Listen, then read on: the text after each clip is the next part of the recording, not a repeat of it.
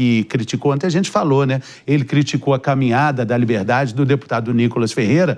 E aí o Nicolas, claro, como sempre midiático que é, atento que é a tudo, ele levou o embate para onde? Para as redes sociais, com troca de acusações e, claro, como sempre, com uma forte repercussão. Vamos ver o que o Nicolas falou?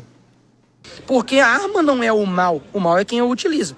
Ou você não lembra, né, quando Caim matou Abel com a .40, ou quando Davi, né, matou Golias com a metralhadora. Ou seja, qualquer objeto pode ser utilizado para o mal. É claro que a arma, ela potencializa isso, mas ao mesmo tempo que ela pode matar o inocente, ela pode proteger o inocente, como um policial militar faz, ou até mesmo proteger, sei lá, né, o Papa. Ou você acredita que quem defende o Papa e seus seguranças ali utilizam o quê? A Bíblia? Claro que não. Recuperando aí o que o padre falou na Basílica de Aparecida, né? É que essa caminhada, ela tinha como objetivo uma valorização pessoal, política, e também aí falou sobre as armas, por isso o Nicolas pegou exatamente nesse ponto. Engraçado que a Jazz já tinha falado sobre isso, né? Que eu ia brincar que o Nicolas assistiu a Jazz aqui. Os seguranças do Papa usam armas também, né? Mas essa é a realidade. Mesmo biblicamente, existem momentos, Lucas 22:51, em que a proteção, a arma, ela é um item de proteção e defesa. Ela não é um item para você aproveitar. Ninguém tem prazer em matar. Assim, infelizmente, há pessoas que têm. Mas a mensagem da arma, ela não pode ser uma mensagem imprudente de vamos brincar com a arminha. Não.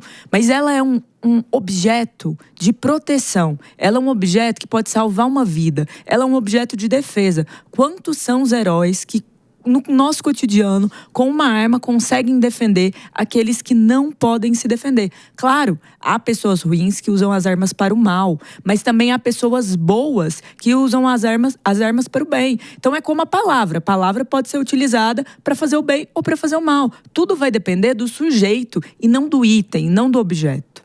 E com relação à caminhada da liberdade, é inegável a mobilização do deputado. A gente precisa analisar também outras grandes caminhadas que, em contextos bem diferentes, também mobilizaram causas e também levaram esses protagonistas para cargos mais altos. Sim, eu acho que isso é inegável que vai acontecer com o Nicolas também, né? A gente pensa no cenário, né? A gente lembra aí de Mandela, que reuniu milhares, milhões. A gente lembra de Martin Luther King. A gente lembra de grandes líderes, seja da esquerda ou seja da direita, que se utilizaram desse tipo de movimento para realmente se colocar em movimento de forma realmente mais exponencial. Então eu acredito que o padre, ele acabou levando uma questão pessoal dele, uma ideologia pessoal dele, para o lugar, repito aqui, equivocado, que na minha opinião não era o lugar certo dele trazer esse tipo de assunto, mas agora sim ele ganhou palco, né? Que eu acho que o padre, naquele momento que ele queria era palco. Agora ganhou palco para a rede social, vai poder fazer um bate-boca com o Nicolas, que, muito bem apontado por você, Fernando, o Nicolas gosta, né, de uma exposição, ele sabe se expressar muito bem, tem uma excelente oratória, inspirada aqui claramente na Jazz, deu para ver que ele trouxe os mesmos argumentos, e agora eu acho que ele vai ganhar um pouquinho mais de palco, né? Ele assiste, eu tenho certeza. Cara, não tem base, ele usou o mesmo... Não tem base, é mineiro falando. Tem base esse trem, não. E ele é cruzeirense, é de Belo Horizonte, cruzeirense. Não, a gente, em pleno 2026, vendo cristão defender o armamentismo, né? Eu acho que para o Nicolas Ferreira que deve faltar intelecto, ou talvez deva faltar a Bíblia. Porque na própria Bíblia, a Jess trouxe aqui, há pontos sim que defendem algumas coisas um pouco, ou citam coisas um pouco mais absurdas para a nossa sociedade atual, mas na mesma Bíblia também tem momentos em que Jesus pede para que Pedro guarde a espada, por exemplo, ou para que discursos um pouco mais desarmamentistas. Vários trechos da Bíblia, aqui, João 18:11, por exemplo, é esse trecho que eu citei, que Jesus pede para que Pedro guarde a espada.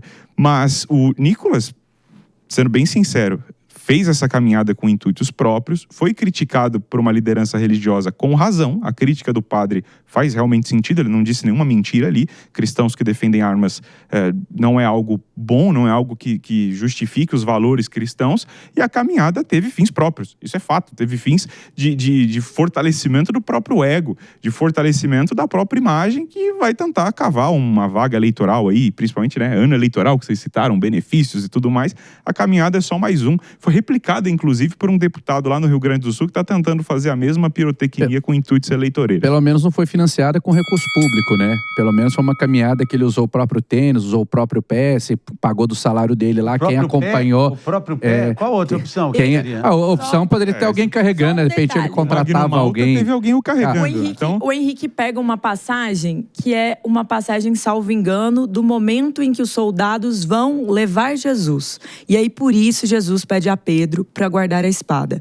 Veja que aqui, não é que Jesus fala, Pedro, sem armas. Não, é que ele não precisava da espada. Ele tinha ali toda uma lógica de que, se quiser, seu pai é Deus, legião de anjos. Então, assim, a lógica por trás disso não é uma lógica de não usar armas. É uma lógica de que o que aconteceria tinha que acontecer. Mas em outros momentos, o Nicolas fala de figuras como Davi e Golias. Davi e Golias é uma briga de dois nomes assim muito fortes, em que é empregada a defesa de Davi, não a violência, mas é sim uma atitude física.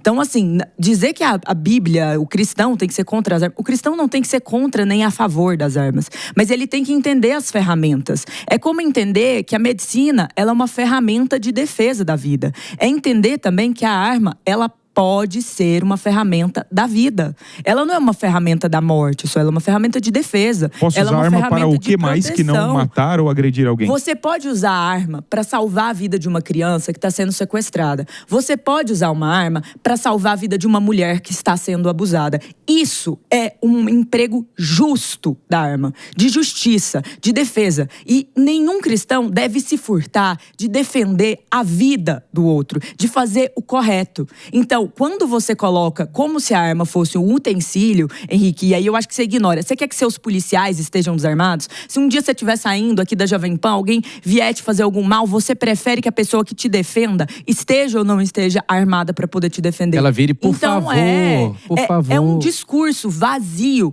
esse de negar que existe uma funcionalidade. A ferramenta per si não faz mal nem bem. É como um veículo. Um veículo, ele não é feito para atropelar pessoas ou fazer mal. Mas em vários ataques terroristas, nós temos visto os veículos sendo usados para isso. Tenho certeza que a gente vai Nosso gongo que continuar mereceu. falando disso. Mereceu. Mas eu